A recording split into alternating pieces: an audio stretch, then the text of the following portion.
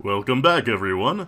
I'm here once again with another episode of I Played a Thing, Dark Souls 2, Scholar of the First Sin.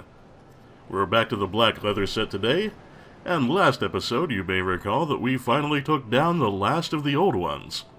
Yes, we have embraced all of the great souls, and now we are being advised to head on to Castle Dranglake to finally meet with the king, and perhaps find an answer to the question of what to do about this silly curse of ours. Not too much preliminary business to take care of today. I do have enough souls for a level, I believe, and also we picked up a fire seed last time, so I'm going to cash that in with Rosabeth. Upgrade our pyro flame a little further. And we've now got that to +8, so just 2 more fire seeds to go and we'll have that fully upgraded. Not that I'm likely to use a whole lot of pyro, especially attack pyro, but it's good to have the option. I'm always here.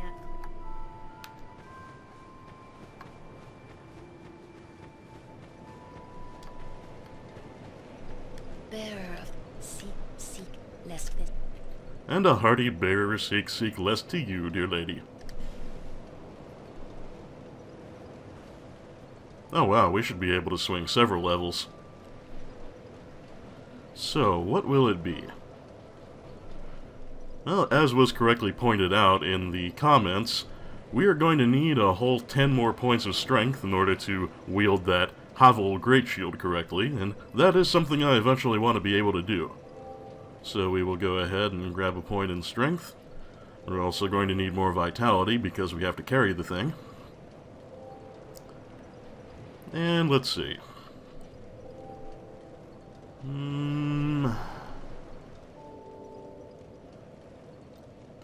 Adaptability or vigor?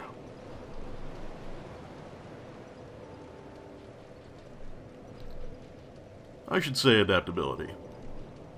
Gotta keep that agility climbing.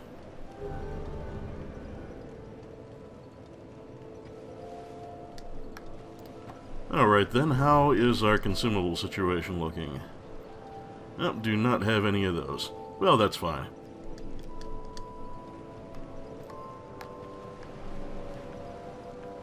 Make sure we have our good weapon here. Oh, and it also occurs to me we have a few things that I could stand to upgrade, so we'll do just a little bit more preliminary business first. First of all, I haven't been keeping up on my bow. And I only have one chunk, so I'll hold off on that for the moment. Another thing that I want to start upgrading is the Rebel's Great Shield. Reason being, if you look at the stats over there, you will see that its physical defense is quite poor, but pretty much every other element starts at 90, and only goes up from there. Only Dark is a little bit lower, and not that much lower. So this is a really good shield against anything but physical damage, and there is going to be an optional boss that we will be tackling very late in the game that has no physical attacks. It's 100% elemental in how it comes at you, and so this is a very good thing to have upgraded for that purpose. Very situational, but for that situation, it's pretty invaluable.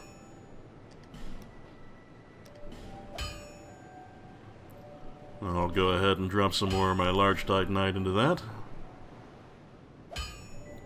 That will suffice for the moment, and yeah, I'm gonna go ahead and upgrade my shield, or my bow, rather. I'll be around. And I have rejoined the Bell Bros while I was prepping for this episode, and I've got the Covenant ring on, so hopefully I'll be summoned and be able to earn a little more chunkage in my PvP action. At any rate, where we're heading now is to the Shaded Woods once again. And at the Ruined Fork Road, if we make, I believe, a left, that's going to put us on the path to Castle Dranglake, and the next major leg of our journey.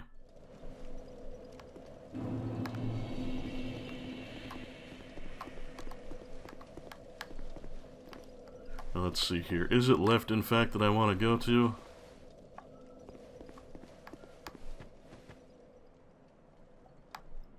Big old aqueduct there. Oh, big old castle rising in the distance. Well, that's a good sign, isn't it?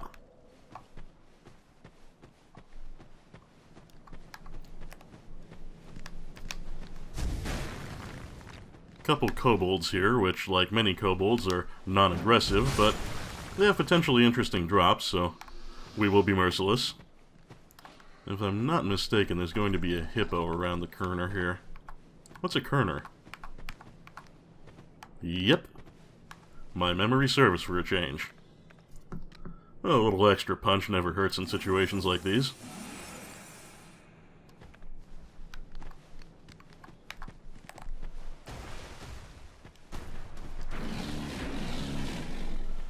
Sit your ass down. That's right, back that ass up. Give myself a little stamina recovery time and get back to the beatings. Oh, fell out of the sit loop, but that's okay, because one more hit'll do it. Lovely.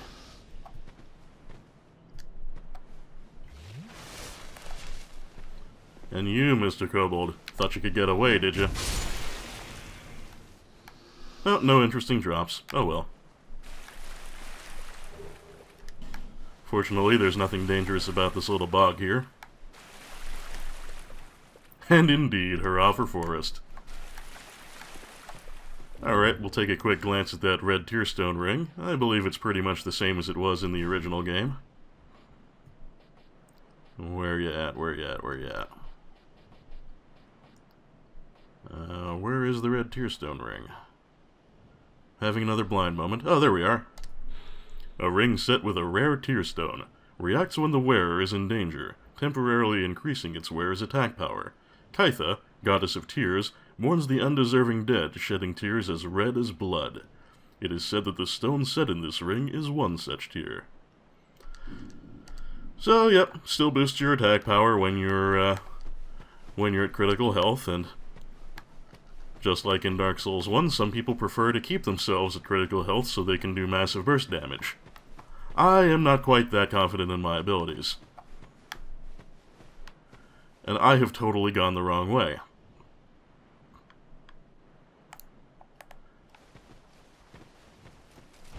Yep, this is a door that requires the King's Ring to open. And we're not going to have the King's Ring for a while yet.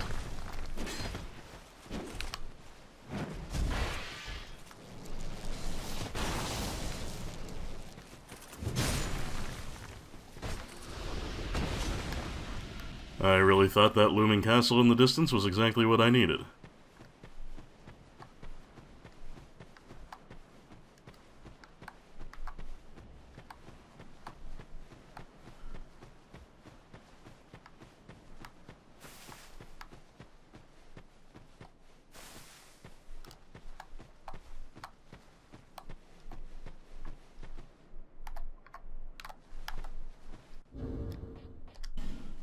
Curse you, Deceptive Horizon.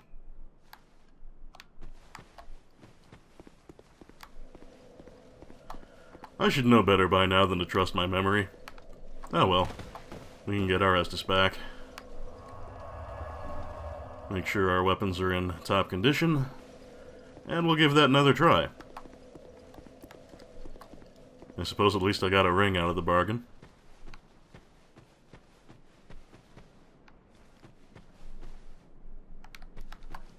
Wait a minute, what the hell? No wonder that was wrong. I went straight, not left. Oh, Lord. This episode is not off to a brilliant start, I tell you what. Okay, left, yes. Ugh. Just like I said last episode, it seems like my performance is getting more and more stupid as this Let's Play goes on.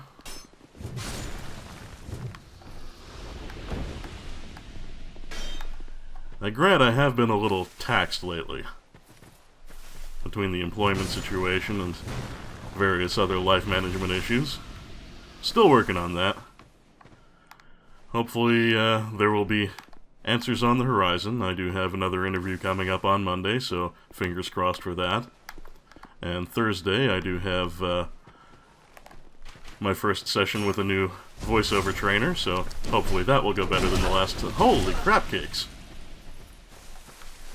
Mind the ambushes there.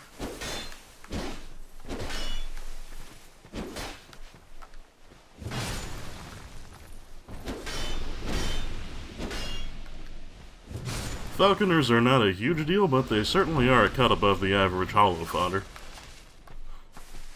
Their completely ridiculous walk cycles notwithstanding. But even though I got the worst of that little ambush, I am pleased I came over here, because consumables, effigies, and Twinkling Titanite, all rather nice treasures individually, and when I find them all in a big pile, all the better.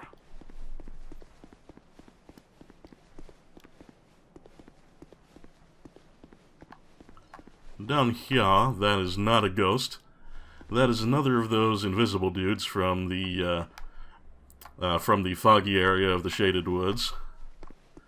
And just like we saw in that part where all the Lion Warriors were and such, they're not really all that invisible when they don't have the fog to help cover for them.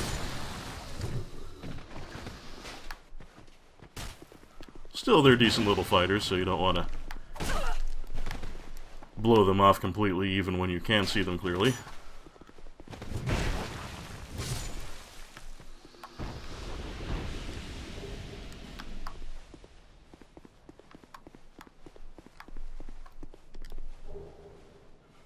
Dragon Slayer's Crescent Axe and a Golden Falcon Shield. Interesting. The Golden Falcon Shield, I think, is what those Falconers have been using, so we'll start with that. There we go. A small shield used by Volgan Falconers.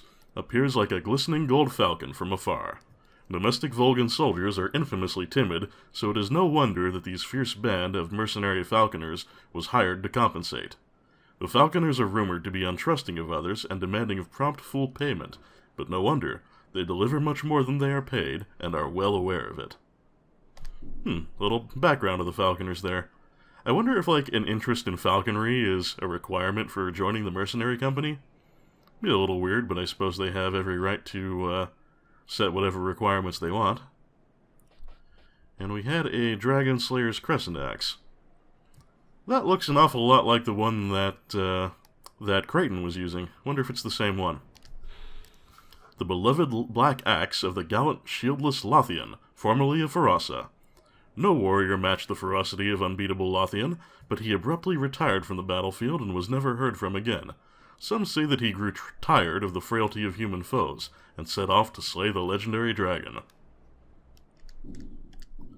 I wonder how that worked out for him, and I don't believe we ever actually do get an answer in-game.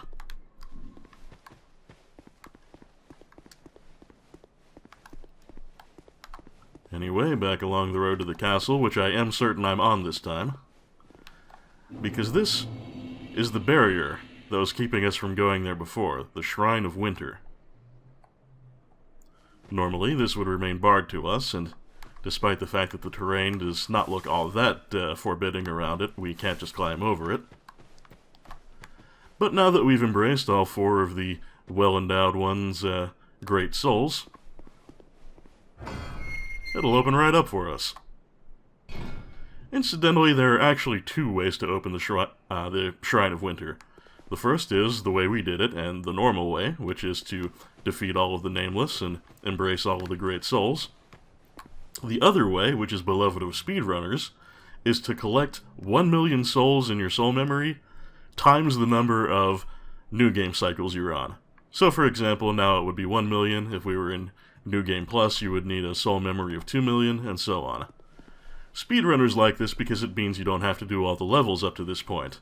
And what most of them usually do is gather up some soul-increasing items and some bonfire ascetics, and then go kill the Rotten 4 times. Reason being, the Rotten is fairly predictable and not all that hard to fight for a low-level character. He will, especially powered up with ascetics, handily one-shot you, but that's easier to avoid than for someone like the Lost Sinner or the Duke's Dear Freya. So yeah, they just beat up the Rotten over and over again until they've amassed 1 million soul memory and just come and barge right on through. Anyway, what this is here in this little basin is the gateway to DLC number 3, which we do not currently have the key for, and I wouldn't want to do right now anyway. So, we carry on.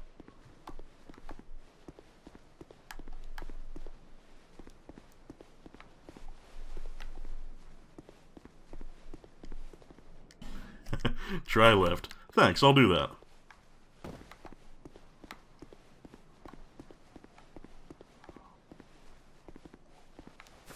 I think there might be some goodie or another back here. Let's find out.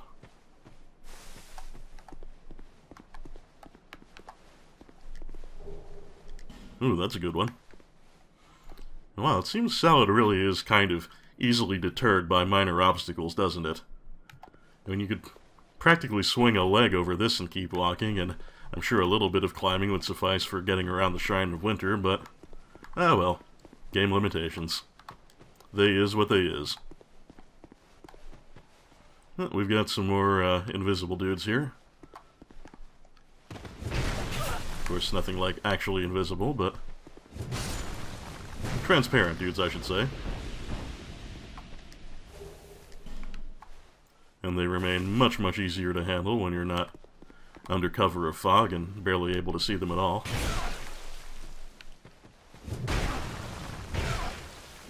It would help if I were fighting with a bit more competence, but, well, you can't have everything now, can you?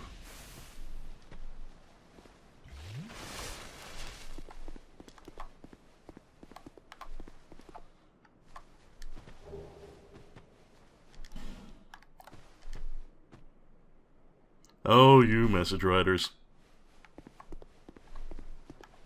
Pretty nice treasure along this path. And again, I suppose it is a little off the beaten trail for most folks. And there is our castle off in the distance. We're getting much closer.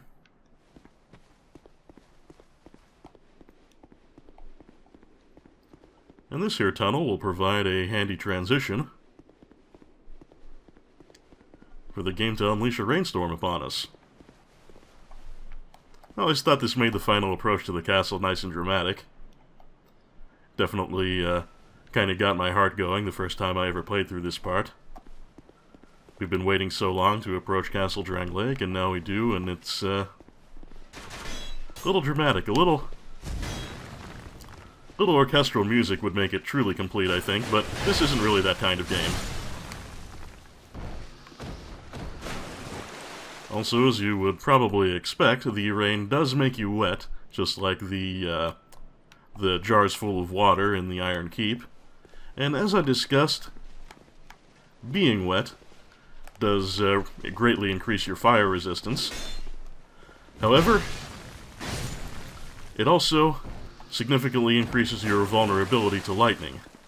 Just something to keep in mind if you end up facing anything with lightning damage when you're in the rain or in a damp spot. I think there's going to be a lizard up here.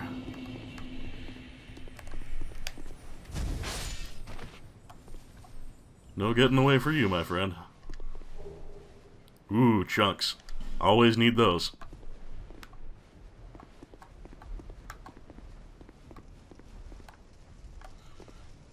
No. Well, how about that? It appears the Emerald Herald has been on the march, too. What are you doing here? This castle is isolated. But nonetheless, you must forge on. To bring an end to your journey and mine. Your journey, huh? What exactly is your stake in all this? Alright, alright. Suppose we've all got to keep a few mysteries of our own.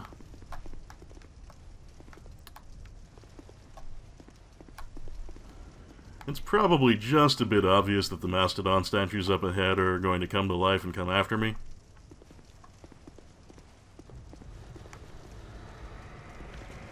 And it is completely true. Now, fighting two big enemies of just about any kind is a bad idea. You could do a lot worse than Primal Knights, but I still don't wanna. So we're gonna bring one of them down with poison, and then we'll have a proper battle with the other one. And they will follow you quite a way, won't they?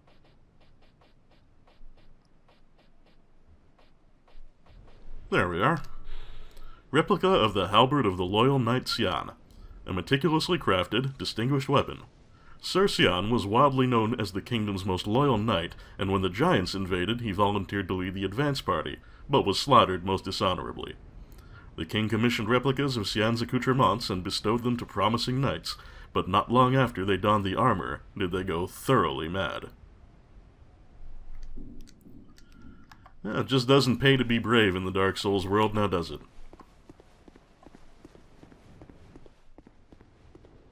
And here we are, at long last, the foyer of Castle Drangleic. There's an odd semi-transparent figure up on the stairs there that we will definitely want to have a chat with.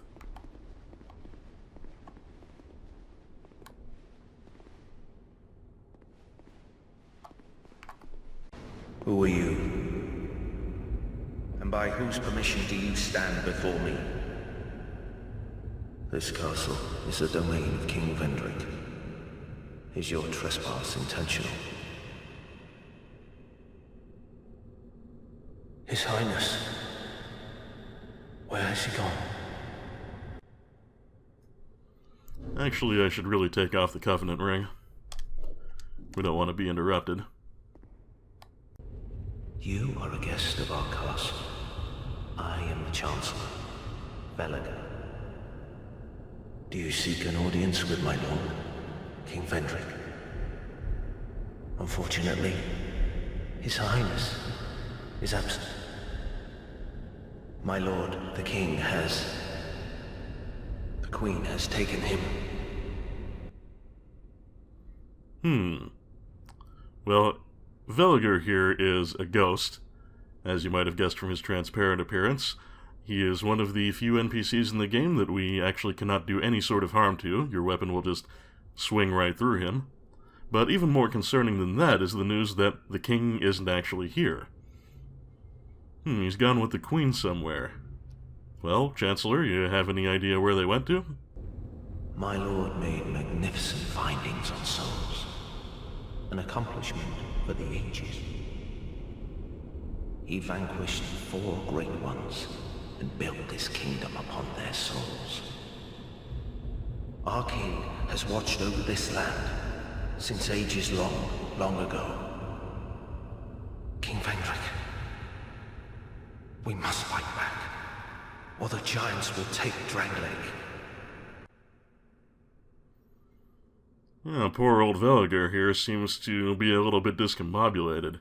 He's talking about things that are current, things that happened in the past, and just kind of mashing them all together. I also find it interesting that he says that Vendrick slew the 4 old ones and built the kingdom on their souls. Is that the same ones we fought? Do they just keep reincarnating? Well, that certainly would be keeping with the themes of this game, one of which is cycles of rebirth. But anyway, what else have you got to say, Chancellor? The king had a dear queen, a woman of unparalleled beauty. Long ago, the queen came to us, alone, from a faraway land. She warned our lord of the looming threat across the seas, of the giants. The king crossed the ocean and defeated the giants with the queen at his side. We hadn't really heard a thing about the queen up to this point. Didn't really even know there was one, but all of a sudden we're getting all kind of information about her. And apparently it was a plan of hers to go pick a fight with the giants to keep them from invading. A little bit of the Bush Doctrine there, huh? The king commandeered their power and created the golems. With the golems, the king created this castle to celebrate victory and to show his love, his gratitude to his queen. And the golems outside, those things minding the gate and powered by souls, they were apparently created from the power of the giants. And given their look, that kind of makes sense. They do have a look about them not entirely dissimilar to the giant we saw, the last giant. And of course the 2 that were preserved in the Black Gulch. The queen brought peace to this land and to her king. A peace so deep, it was like the dark. Bit ominous, that. Is this some sort of a dream? Where am I? What has happened to our castle? Who are you? And by whose permission do you stand before me?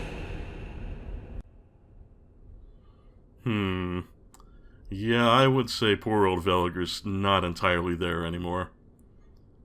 Who knows how long he's been hanging around here in dead spirit form.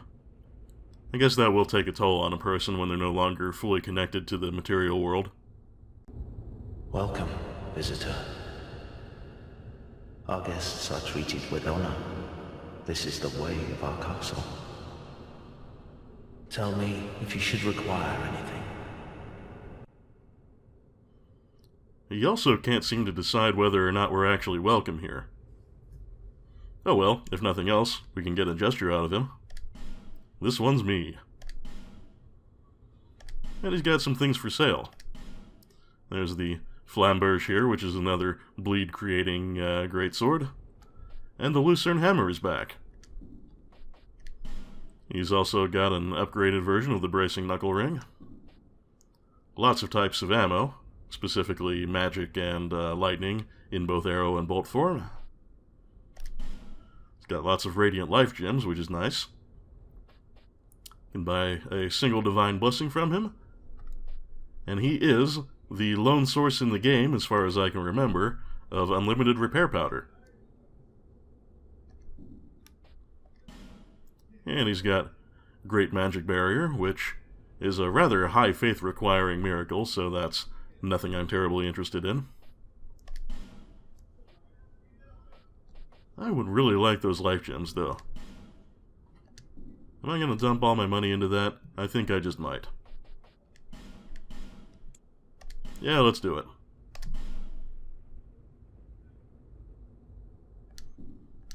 And I think he might have one or two more things to say. Let's find out. My lord made magnificent findings on souls. An accomplishment for the ages. He vanquished 4 great... No, nope. The Chancellor is repeating himself. Alright then. Gone so soon. Be safe on your travels. Well, thank you, Chancellor, and we will be back because at certain milestones in the game he starts selling other things, some of which we will at least want to look at, if not buy outright. Let's take a quick look to check out that gesture.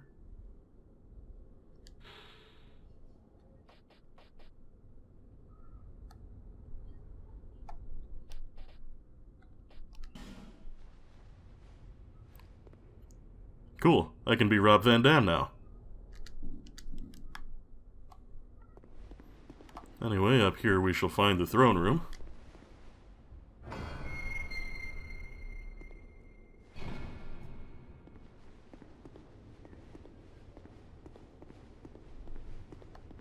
As the good Chancellor clued us in, the King and Queen are not present, but look at the size of these thrones. This one on the left seems especially massive. Either the King and Queen were some pretty big folks, or they needed help getting into their chairs and looked comically tiny in them. I suppose that's kind of cool either way.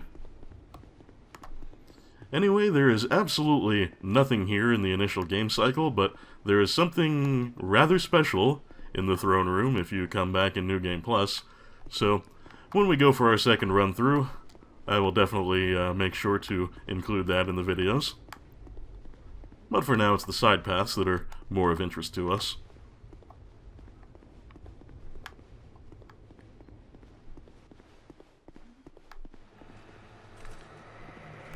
Oh, hi there.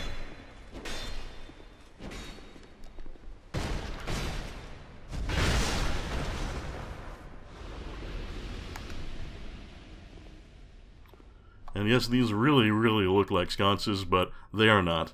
Sadly, these candlesticks Well, they're just candlesticks with no actual candles in them, so we cannot light them.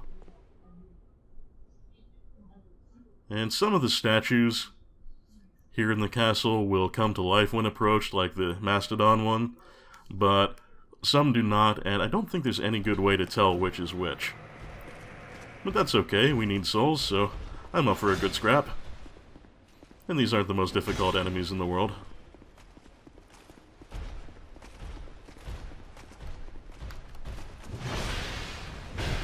Fine then, if you will not expose your spine to me, I will break your face.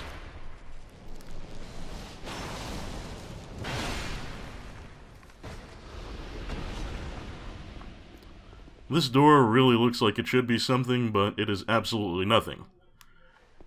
Not a real door, no way to open it.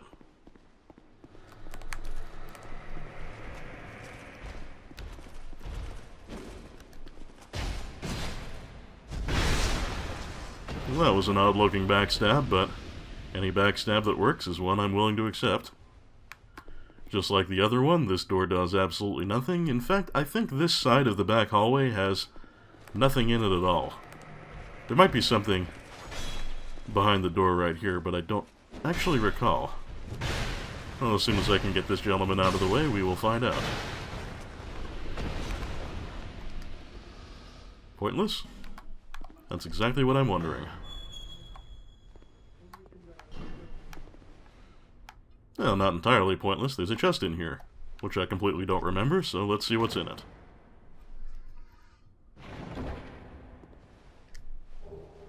Ooh, that's not even slightly pointless. Now, if I recall correctly, +5 is actually the maximum strength of the Estus Flask. So when we get back to the Far Fire in Majula, we should be able to upgrade our Estus, not to its maximum capacity, but to its maximum concentration, so we get the most heal we can out of each chug.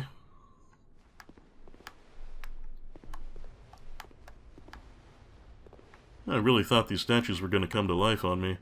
Thought I remembered there being some royal swordsmen in here. Maybe they activate later.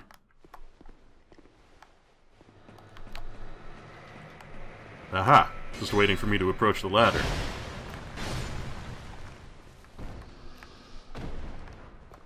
What about you, pal?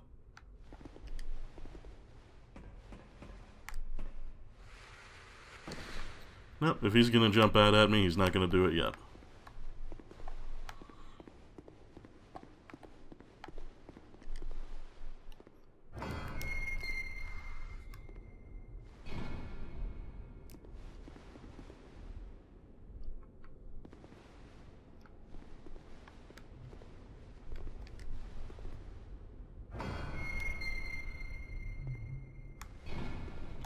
Now, here we have a rather important crossroads. There are a bunch of things you can do from here. Some of which are behind that ring, or behind that door down there, which you need the king's symbol to open. So it is very common to see lots and lots of summon signs here. But we don't really need a friend right now.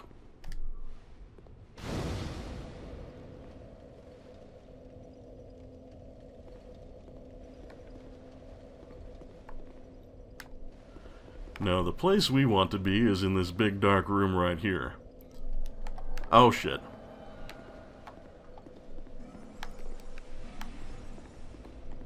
Ah, there he is. Hey, Les. This is probably not going to go well for me, but at least I just popped a bonfire.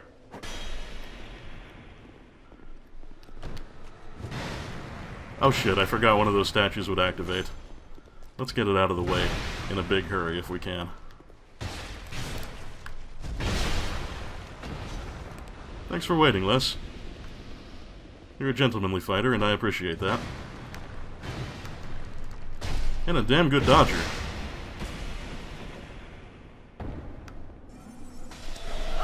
Oh, ho, ho, ho, caught me. Nice wake-up game, my friend. Nice wake-up game.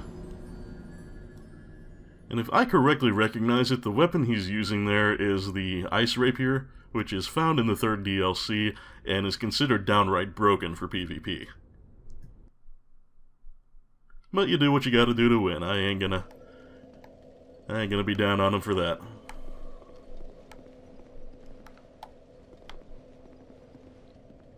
Okay, this is the evil room. So this... no, that's the evil room. That's where I came from. So down here is where my soul pile will be. Yoink.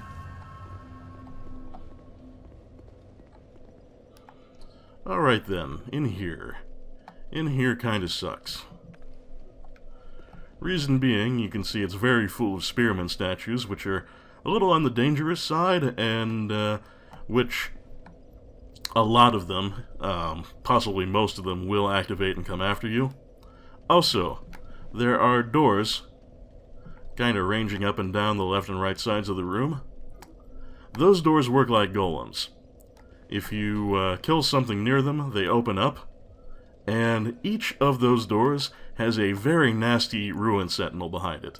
You remember the Ruin Sentinel's boss fight? Well, yeah, you could have up to 6 of them activated here, and they are harder than the boss versions.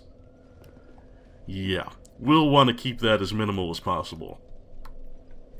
Actual progress is the door closest to me on the right side, but there is something we also want to do behind the door farthest from me on the left side. So, there might be some treasure that we'll want in some of the other ones. I'll have to check on what is behind all of them when I get some downtime.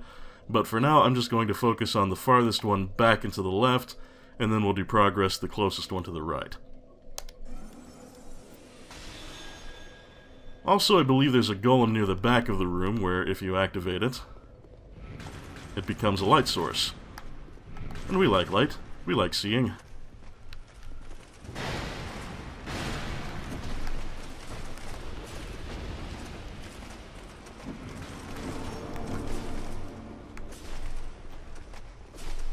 Yeah, that's the one that's going to give us a lights. Oh. Hey, hey, enough with the stun locking. Not appreciated in the least.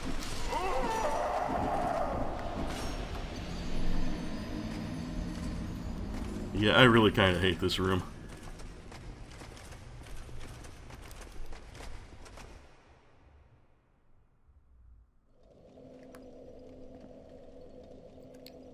You know what? Before we come back and try and light up the other golem and activate the doors we want, I just remembered something. The act of opening the Shrine of Winter means we have activated some new cat chat. And the window for getting it is fairly small, if I recall correctly, so I want to make sure I don't miss that. Also, while I'm here, we can smoke a bone.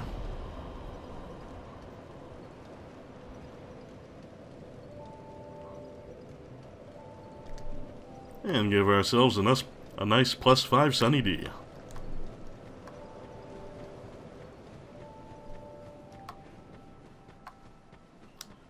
Now then, we have the aforementioned additional cat chat, so let's go ahead and listen to Sweet Shalquar's badass song.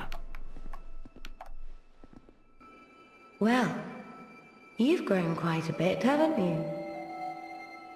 Your scent is lovelier than it's ever been. Why not trot along to the castle and meet the king? Long ago, he smelled just like you. Not so much anymore, though. He's quite rancid by now. But we cats love that. It's an acquired taste. That sounds faintly worrying. Oh well, I'm sure it's nothing. Once, people tried to round up the undead and hide them away from the world. They thought that imprisoning the undead would solve the problem. They created a towering bastille to contain them, but in the end, it did no good. The lost sinner lives deep within the bastille. The fool, trying to light the first flame. And at long last, we learn what exactly the lost sinner's actual sin was. Trying to relight the first flame. Remind you of anyone? Yep, just another piece of evidence that the lost sinner is the reincarnation or the sole heir of the Witch of Izalith. Why do people try so hard to be beautiful. We cats are born beautiful, of course. The human ego. How many ugly iron castles has it erected? And they don't even see the folly of their ways. But that's what makes watching humankind so delightful. It reminds me of someone who lived long ago. A vainglorious liar who ended up hurling himself into the flames. Now he's Icarus Earth, if I'm not mistaken. And that would be the old Iron King. Although he didn't exactly hurl himself into the flames, he got himself incinerated by the sword of the Smelter Demon, but I suppose considering he unleashed the Smelter Demon in the first place, metaphorically that could be feeding himself to the fire. Anyway, moving on. You've seen that gaping hole here? Well, there's nasty little vermin down there. Although who you seek is even further below. And has been down there for a very, very long time. He's plumb rotten by now, I'm sure. Well, a little hint about the Grave of Saints being taken over by the Rat Crew. And also, it's interesting that she describes the Rotten as the one we seek. We've already sought him and brought him down. Which makes me wonder if this dialogue wasn't originally meant to be activated earlier in the game, but now in the final game you do have to open up the Shrine of Winter in order to get her to talk about this stuff. It is kind of strange that she mostly talks about the Well-Endowed after you've already beaten them. I don't know, just a strange, I guess, scripting decision, I think, but whatever. Maybe they didn't want to reveal too much about them before you'd actually met them. Men develop the most peculiar fascinations. Sometimes their fascinations seem to take control. Till there's very little man left. Oh, it's like that awful traitor long ago. He coveted what he did not have, and it drove him mad. What a curious conundrum. The writhing ruin keeps searching as we speak. Searching for its heart's desire. And notice that Shalquar speaks not of the Duke's dear Freya, but of another Duke, the Writhing Ruin, aka Seath the Scaleless. Once, they lost... And that is that. However, while we're in the neighborhood, I do have a nice consumable or two, so let's go ahead and pop that and pick up that name-engraved ring just so we can take a look at it. Not sure exactly how much that costs offhand. So I'll save the soul of a hero if I can and see if this will be enough. Well, why not? And me, long ago. No, so he's quite... But we...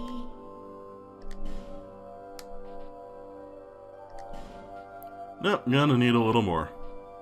Oh, she started selling the cat pants! The Flying Feline Boots. Boots crafted with brown fur. Absorb shock and reduce fall damage. These boots, used in a celebrative festival, are light, rugged, and retain warmth. And just like the Silver Cat Ring, they reduce falling damage, and they look completely ridiculous with anything. Oh well, I guess if you ever wanted Salad to rock half a fursuit, there's your option.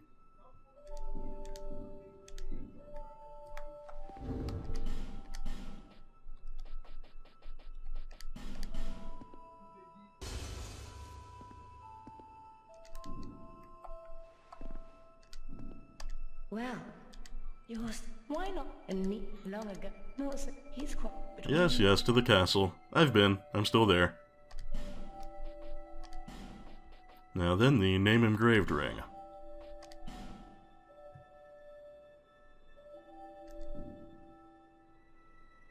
Oh, we'll buy the cat pants while we're here. Why not?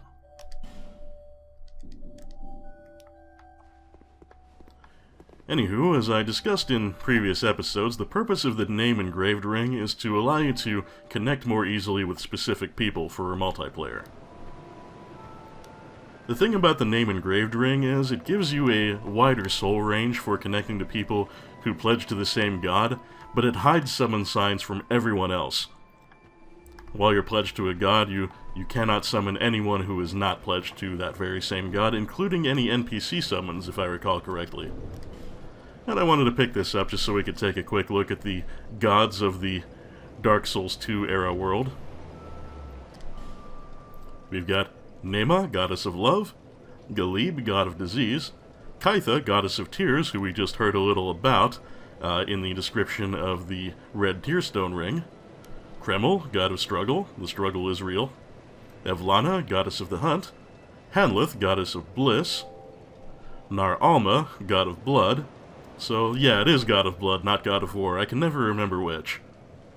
Zinder, God of Desire, Quella, God of Dream, and Caffrey, Goddess of Fortune. I kinda like it that Caffrey's logo is the same as the soul icon. And Quella. Wasn't that the name of one of the Cinnamon Toast Crunch bakers? No, wait, that was Quello. Yeah, Wendell, Bob, and Quello. Why the fuck do I know that? Anyway, I can put the Covenant ring back on now. And we will take another crack at the annoying room.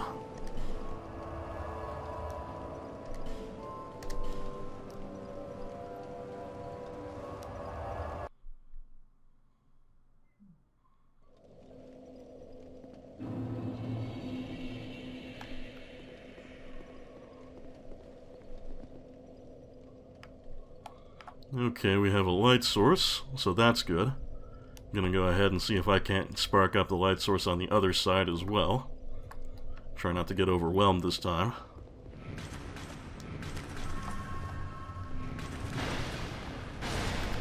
There we go. I think if I kill these guys out in the middle, they won't activate any of the doors. Hopefully. Ooh, broke my guard. Gotta be careful there. Yep, looks like we're safe as far as doors go for the moment. That is a plus.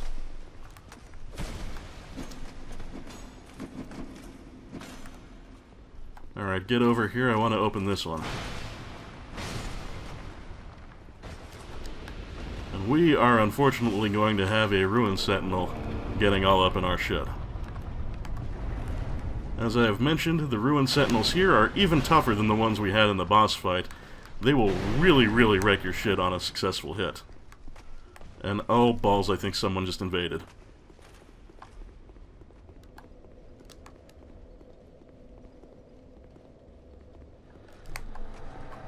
You again?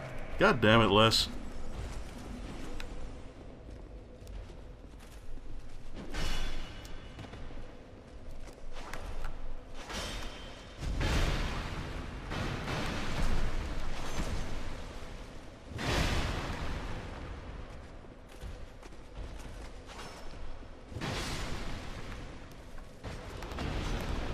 Oh, looks like Les is down for honorable combat again. I do appreciate that. I'm going to get reamed, but that's okay.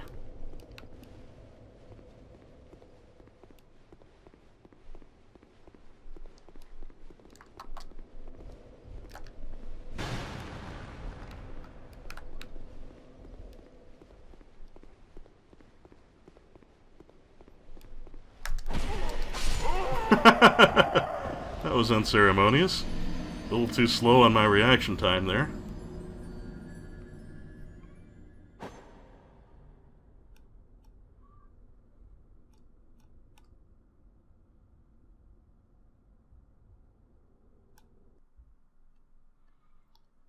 Well, once again, at least my my soul pile recovery will be easy enough.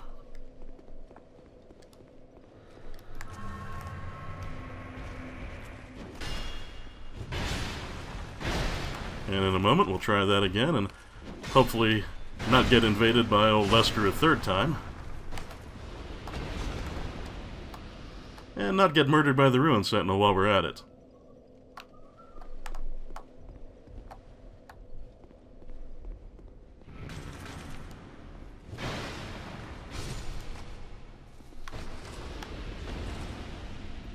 Oh, by the way, if I were not hollowed at this point, there would be a summon sign, Oh, there you are. Yeah, I forgot your door was already open. Oh, that went all wrong.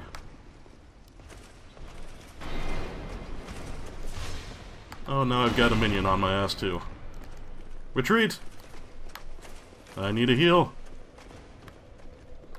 And I do not believe these folks will follow you too far outside of the actual room, if indeed they go outside of it at all. Which it doesn't look like they do.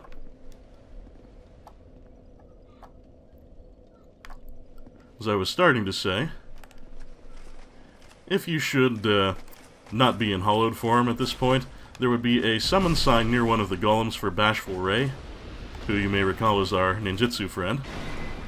However, the last thing we need right now is Ray running around this room, activating doors and releasing more ruin sentinels onto us, so yeah, we'll kind of forget about him for the time being. And you know what?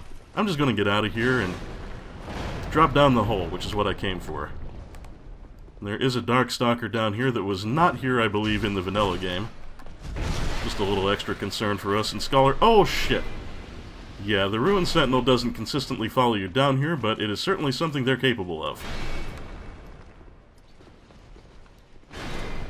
Come on, give me a heal. Give me a heal. Do a big attack so I can heal. Come on, do your big overhead swing. Yeah, not hit me with it, thank you. Alright, let's go ahead and try and bring this jerk down. I'm getting sick of his shit.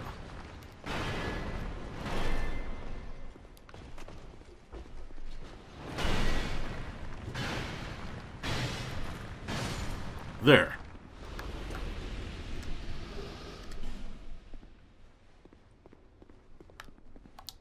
Alright then, there was a treasure here, wasn't there? There is. And it is the Faram set. We'll take a quick look at that.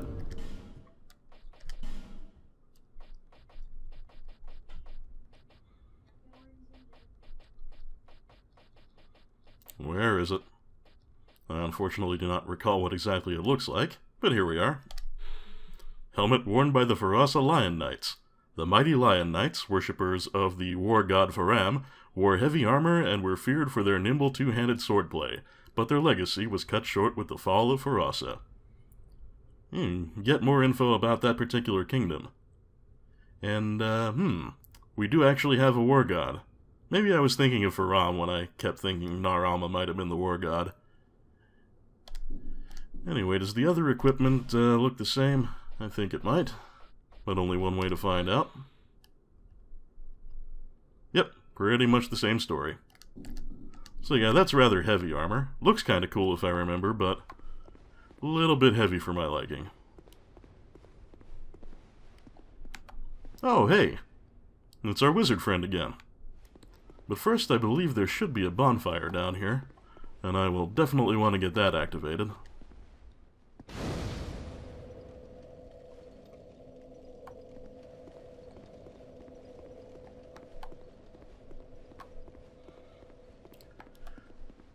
So yes, once again, our Gandalf-bearded friend has shown up in a place that clearly is not wheelchair-equipped, but he is a wizard. And this is going to be his third and final location, so we finally get to deal with him properly. We meet again, young undead. You have the look of a true seeker.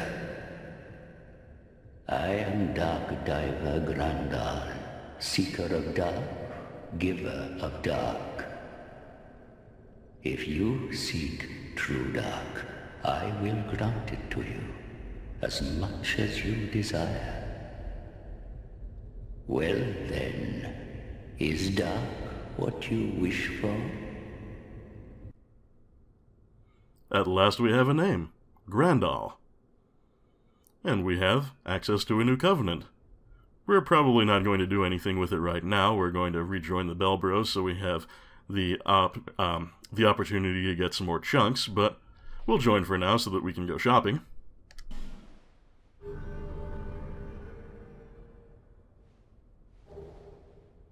And we get the typical Covenant ring. There you are. You are now a pilgrim of dark. The dark chasm beckons you. Those drawn to the dark are destined to seek it. So here we see what the idea of the Pilgrims of Dark Covenant actually is. It gives you access to a set of 3 short challenge dungeons, each of which is stocked with some rather nasty NPC enemies. Each of the locations that you can meet Grandal has a different challenge dungeon, and once you've completed all 3 of them, you can fight an optional boss, which is really quite nasty. As such, I prefer to do that when I'm at my strongest at the very end of the game, so I am not going to mess with these right now. However, again, we can do a little shopping and a little talking. Finally, you are here, young undead. Now, open the depths of darkness. Young undead, the dark awaits you. The option here, Give Human Effigy, the idea of that is to actually open these, you have to give him a human effigy every time you want him to open the portal. When you join the Covenant, you get your first one for free, but any subsequent attempts, yeah, they cost an effigy every time. That's another reason that I like to hold off until it's the late game, so that I don't end up blowing through all my effigies in a futile attempt to take down difficult NPC opponents.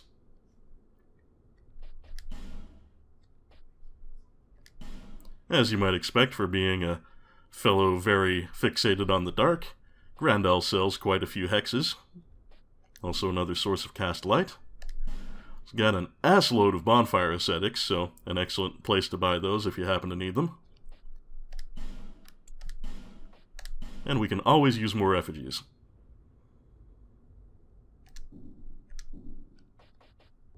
The embrace of the dark is gentle. Let it absorb your sorrows forever. Well, that simultaneously sounds really nice and really ominous. And that appears to be just about all he has to say. May the dark shine your way. You too, buddy. Rest assured I will come back and do your challenge dungeons later, but right now, just not feeling up for it.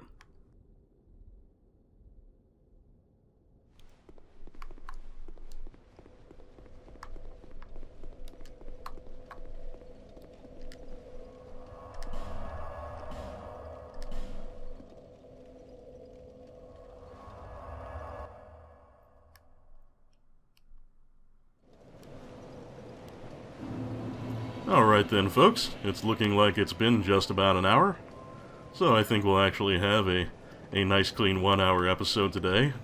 Hopefully it will remain so after editing. Anyway, not too much accomplished this time, thanks in some part to me taking the wrong branch at first, but oh well, into each life a little rain. Alright then, next time we will continue into Dranglake Castle, hopefully not have too much difficulty with that next Ruin Sentinel, and hopefully we'll be able to track down the king and find out what the whole deal is with this curse that we've got. And hopefully find out something we can do about it. Until then, friends, it has been a pleasure, I thank you for watching, and I hope to see you very soon. Have an excellent weekend, and take care. The embrace of I Played a Thing is gentle. Let it absorb your sorrows forever. My most profuse thanks to such generous pilgrims of Patreon as Justin Carpenter, Noden, Zangamarth, Charlie Dunst, Anonymous Benefactor, John Madigan, Johnny Millennium, Sanguine Games, Misha Van Doren, Craig Patterson, Frank Grizzy, Tim J., Lolo De Puzzlo, Joshua C. Ritchie, Jared C. Rice, Darren Chow, Sonic Rose, EX Potemkin, Alicia Goranson, Argyle Jelly, Mechasaurus, DG Jono, and Doug Russell. Thanks also, as always, to all commenters, subscribers, and watchers, Your support is greatly appreciated, and may the dark shine your way.